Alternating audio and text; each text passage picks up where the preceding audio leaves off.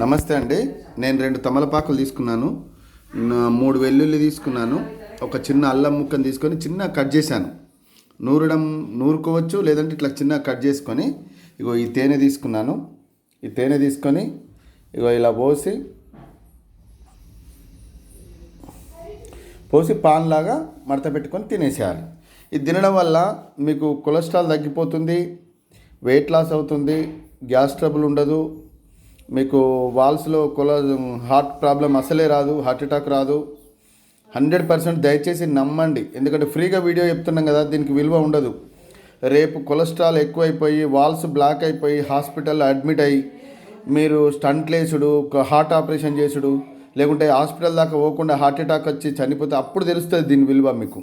కనుక దీన్ని నిర్లక్ష్యం చేయకండి. దీన్ని పాన్ లాగా అందరూ అలవాటు చేసుకోండి. ఇది అందరికీ మంచిది.